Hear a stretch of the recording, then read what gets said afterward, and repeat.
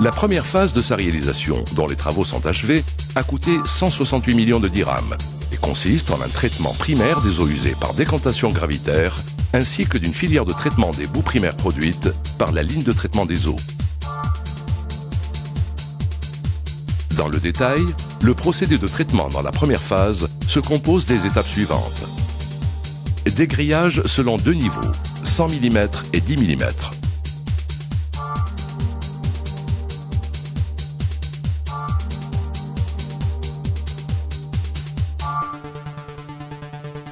Dessablage et déshuilage dans deux bassins doubles de capacité totale 600 m3.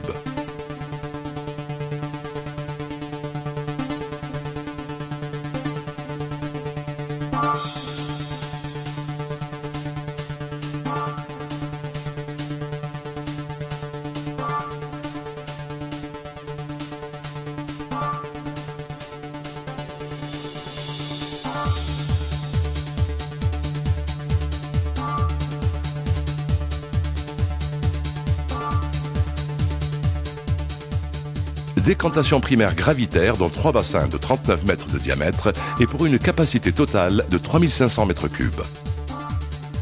Le rendement épuratoire à la sortie du traitement primaire étant de 66% pour les matières en suspension et de 33% pour la pollution organique DBO. Les boues extraites au niveau des bassins primaires subissent un épaississement gravitaire pour augmenter la concentration des matières sèches dans la boue en préparation à sa digestion.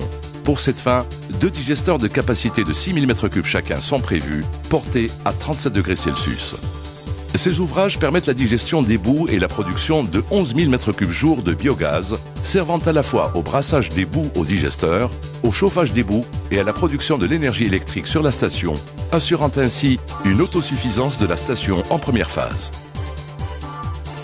Avant leur évacuation, les boues sont déshydratées dans des filtres à bande presseuse, portant leur siccité à 30%.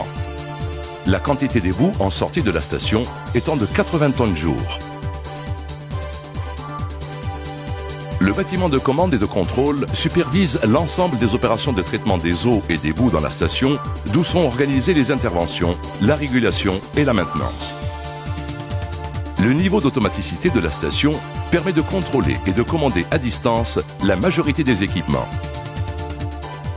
La station est équipée également d'un laboratoire de contrôle de la qualité de l'eau permettant d'évaluer les performances épuratoires.